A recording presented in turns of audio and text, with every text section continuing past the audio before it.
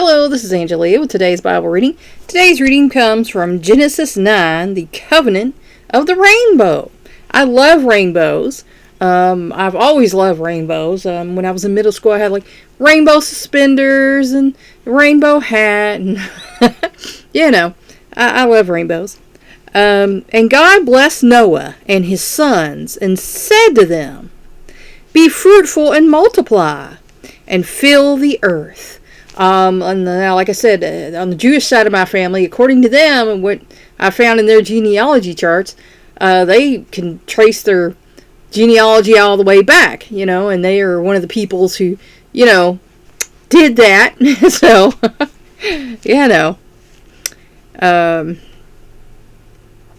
excuse me. The fear of you and the terror of you will be on every beast of the earth and on every bird of the sky. And now that's normally true. Most animals do fear man. We have guns, we trap them and kill them and eat them and things. But there are a few who are man-eaters, and they usually end up getting, excuse me, here, I got a eyelash or something going on.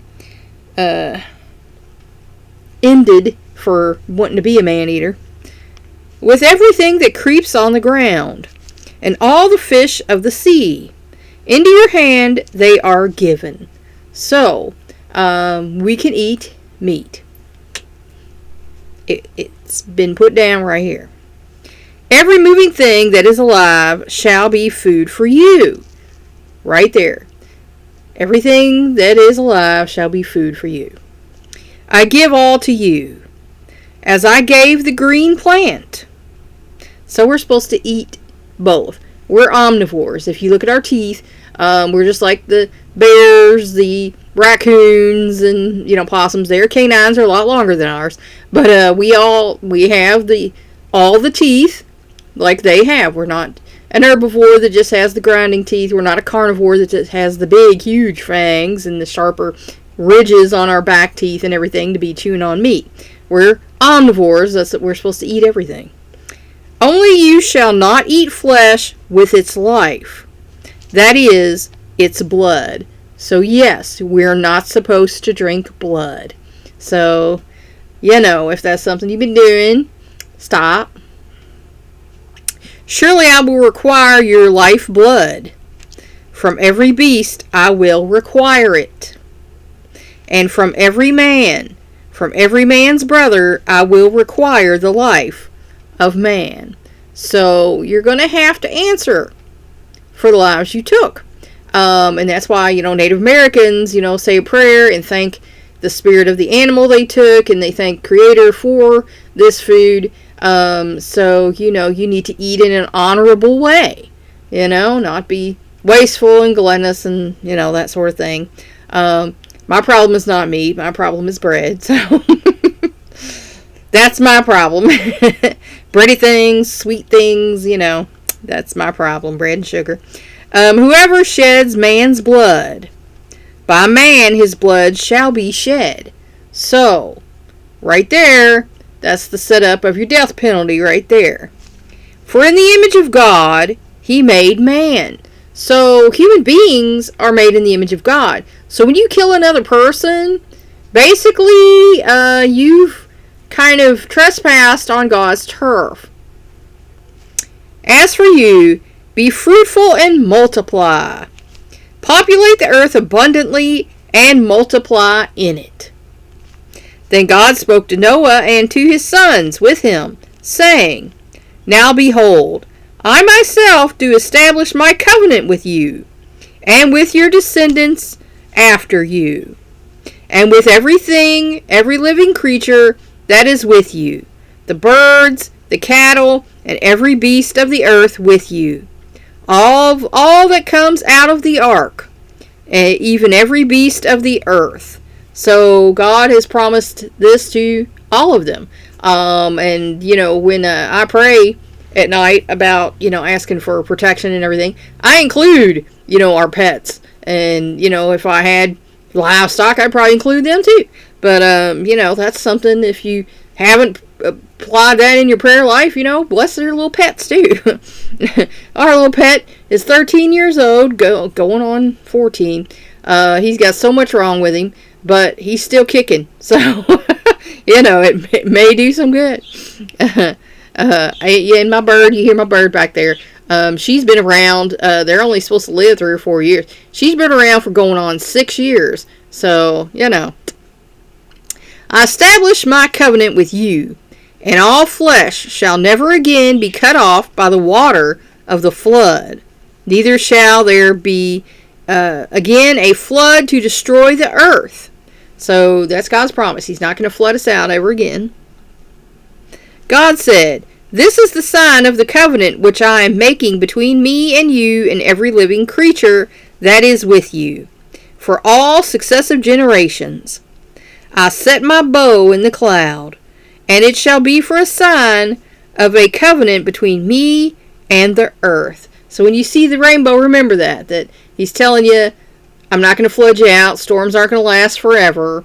He's letting you know he sees you and he loves you. And, to me, that's what's so great about rainbows. We were at my Uncle Johnny's one summer, and my son was sad because me and his dad were splitting it up and everything. We saw a rainbow coming, and I said, see, there's a little rainbow. I said, it could be cooler if there was like a double rainbow, and a double rainbow came, and I said, he's like, what could be cooler than that? I said, well, it'd be cool. I seen a picture one time with balloons, if there was balloons, and all of a sudden, here from Bardstown Road comes balloons floating over, and we went down the block and followed them, and these old people were grabbing them because they were coming down, and I said, we were following those. And she goes, do you want those, to my little boy? And he's like, yeah. And so she gave them to him. So he had this big, huge bunch of balloons. So I feel like that was a sign, from God, telling him it's going to be okay. It's going to be okay. So, that was great. And, I thank the Lord for that, because that made his day, and he was just happy. And, he had a more positive outlook after that. So I think that was God's way of, letting my little boy know it was going to be okay, even though Mom and Dad were splitting up. It was going to be okay. You get a double rainbow and a huge... this thing of balloons was huge. It was from a store. They had an opening or something, and I don't know whether people cut them and let them go or they got away. It was from a shoe store, but it was a huge, huge bunch of balloons, and, he had them. So, I think God was letting him know it's going to be okay.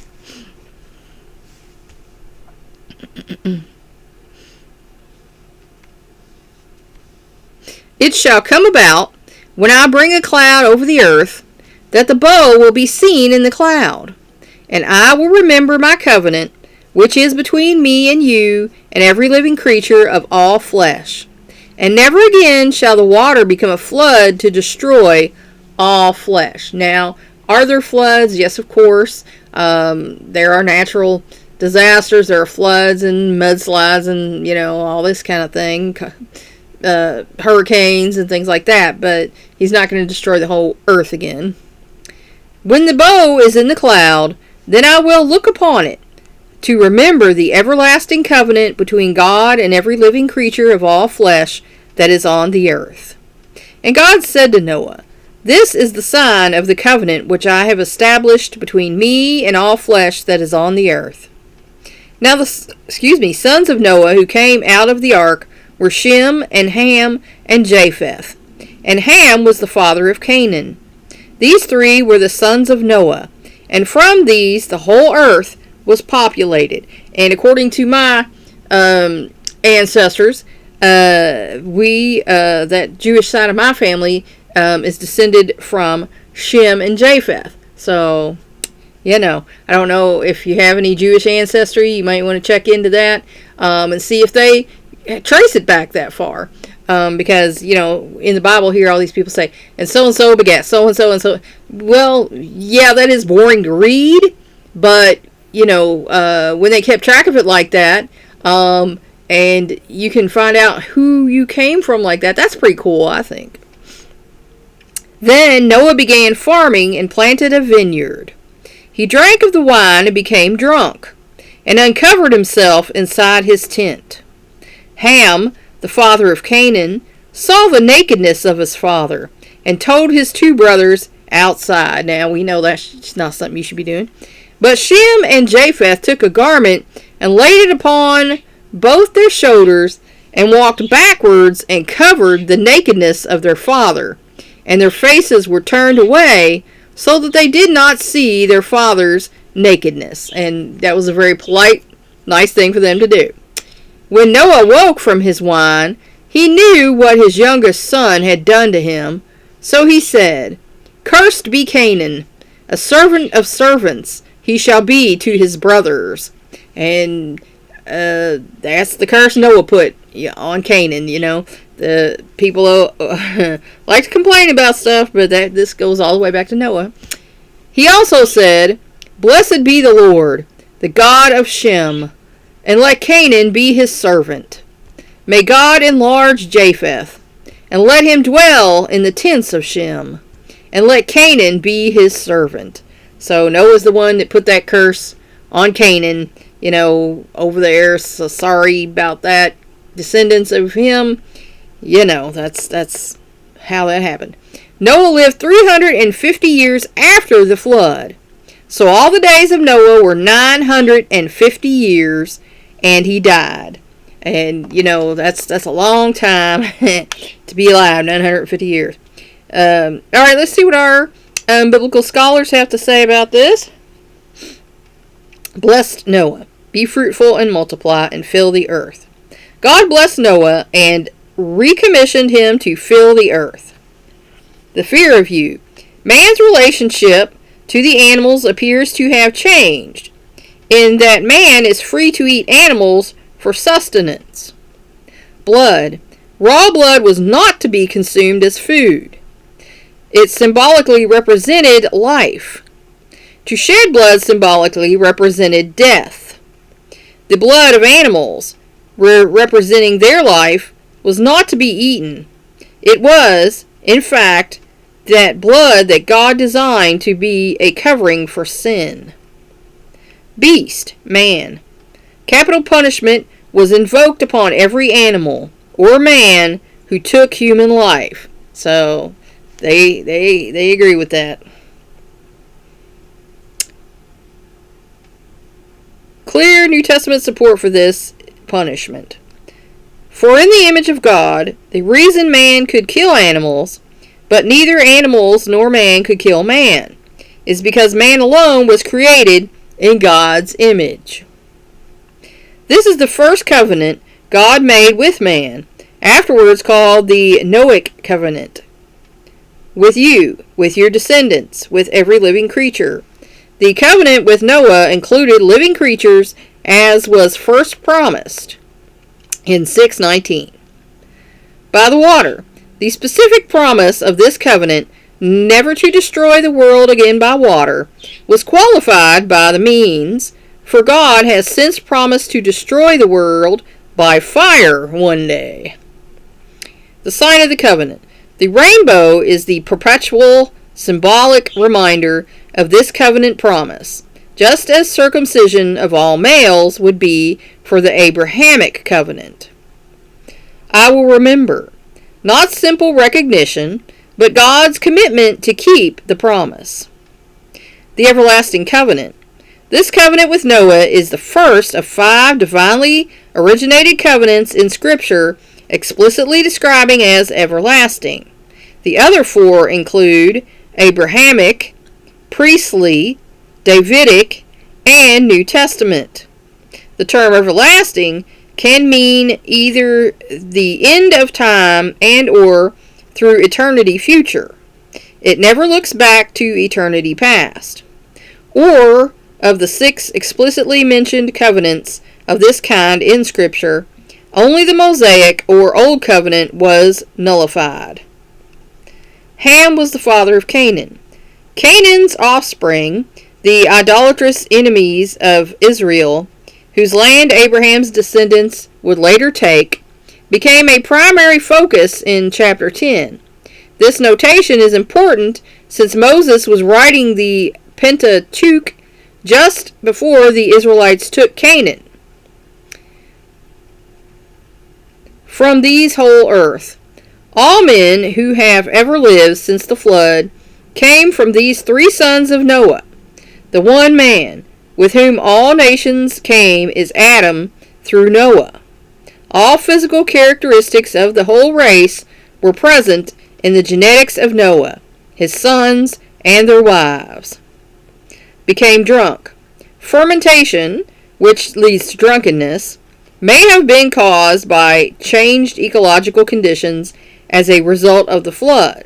Noah may have taken off his clothes because of the heat, or been involuntarily exposed due to his drunkenness.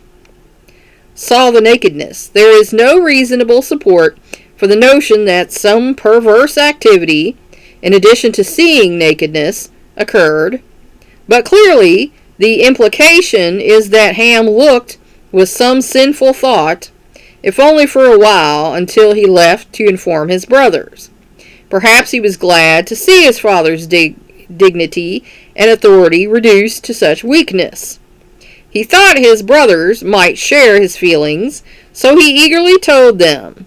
They did not, however, share his attitude. Now, I imagine he probably laughed. That's my thinking, is that he probably said, ah, ha, ha, ha, Cursed be Canaan. The shift from Ham to his son Canaan established the historic legitimacy of Israel's later conquest of the Canaanites. These were the people with whom Israel had to do battle shortly after they first heard Moses' reading of this passage. Here, God gave Israel the theological basis for the conquest of Canaan. The descendants of Ham had received a sentence of judgment for the sins of their progenitor.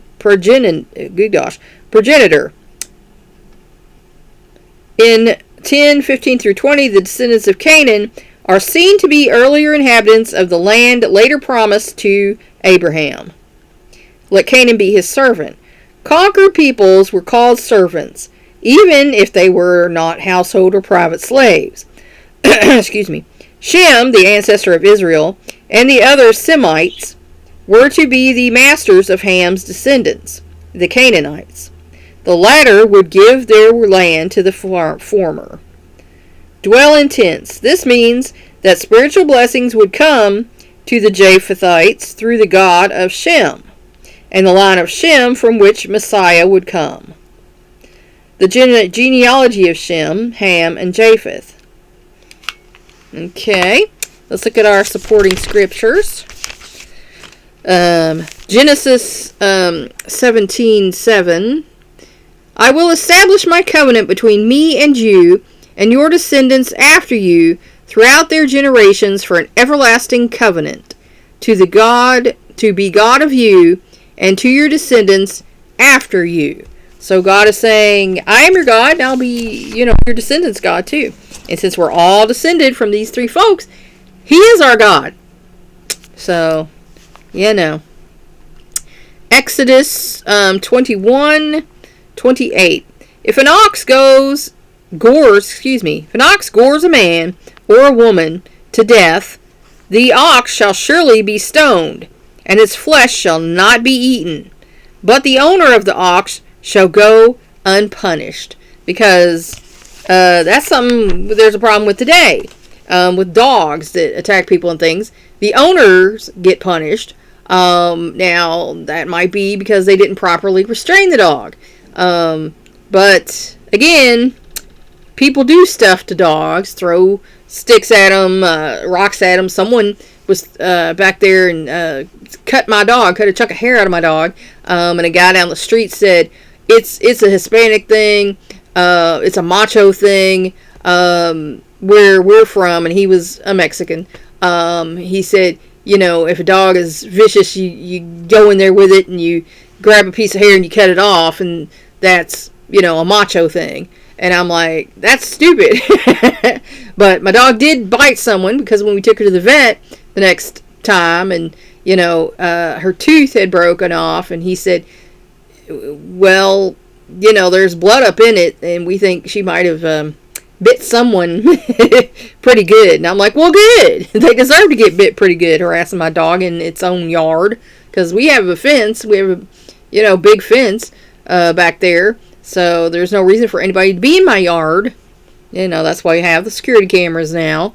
our Simply Safe security monitoring and everything. We pay for monitoring, so we can be safe here, because clearly it's not safe here anymore.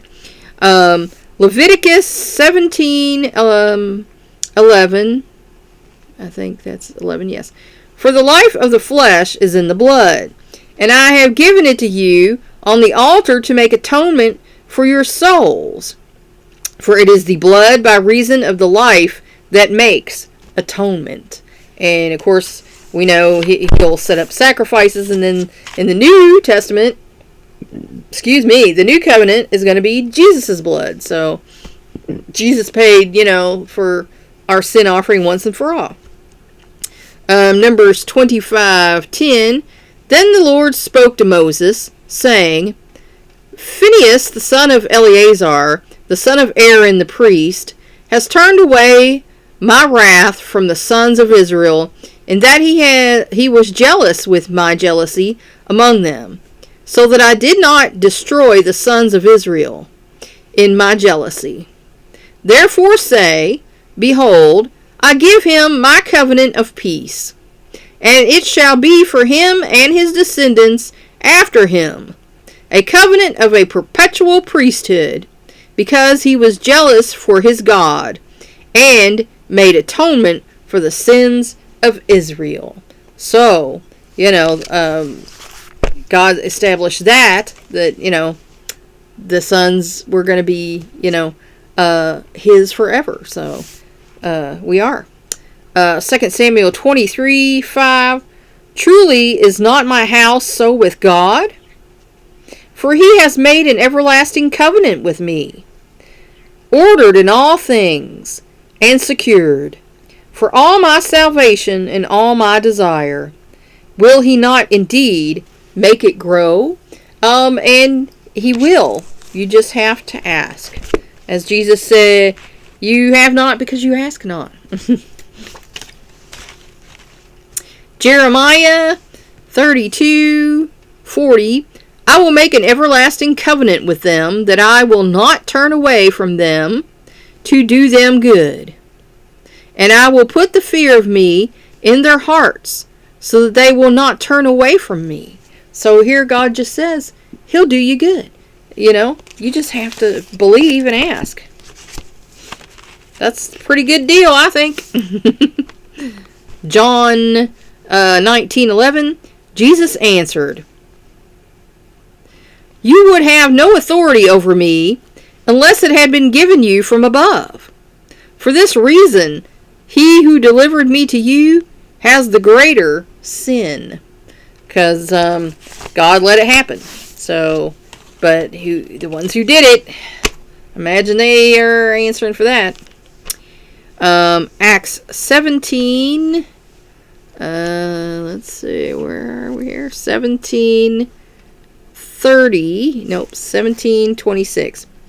And he made from one man every nation of mankind to live on all the face of the earth, having determined their appointed times and the boundaries of their habitation. So, he has appointed the times of different people and where they're going to live. So, God made everyone, not just a certain race or a certain group of people. God made everyone.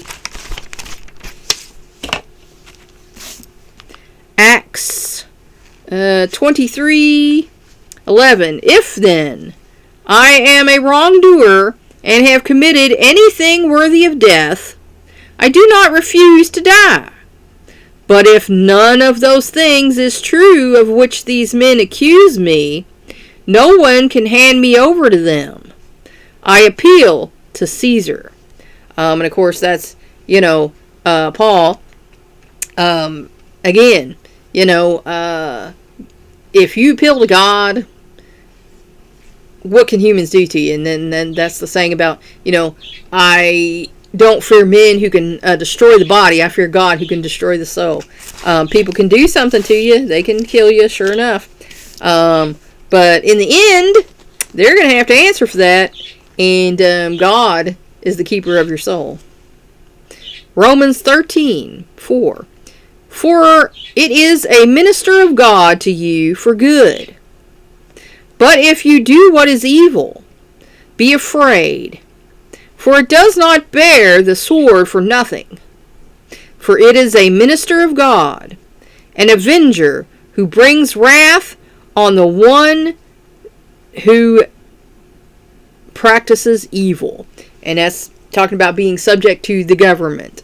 Now, that's when you have just leaders and judges, but that's not always the case, unfortunately.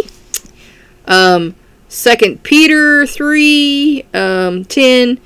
But the day of the Lord will come like a thief, in which the heavens will pass away with a roar, and the elements will be destroyed with intense heat, and the earth and its works will be burned up. Since all these things are to be destroyed in his way, what sort of people ought you to be in holy conduct and godliness? What people should you be? Maybe good, thoughtful, loving, decent people? Yes, I think so. Okay. Revelation 22. And he laid hold of the dragon, the serpent of old, who is the devil and Satan, and bound him for 1,000 years. So, again, if he didn't spare him, he's not going to spare you. 9. And they came up like the sand of the seashore on the broad plains of the earth, and surrounded the camp of the saints and the beloved city, and fire came down from heaven and destroyed them. So, again, if he didn't spare them, why do you think he's going to spare you? 21:1. Then I saw a new heaven and a new earth. For the first heaven and the first earth passed away, and there is no longer any sea. So, God destroyed the heaven and the earth. And he's going to make a new one in the end. So that is the covenant of the rainbow. So anytime you see one, be glad that God is looking out for you. That's his sign that I'm here. I'm looking out for you. Amen. Thanks for watching. Please like and share this word so we can spread it around the world. If you want to help me out, subscribe to my YouTube channel. If you want to help me out even more, go to my Patreon page and become a patron. That's all for now. Until next time.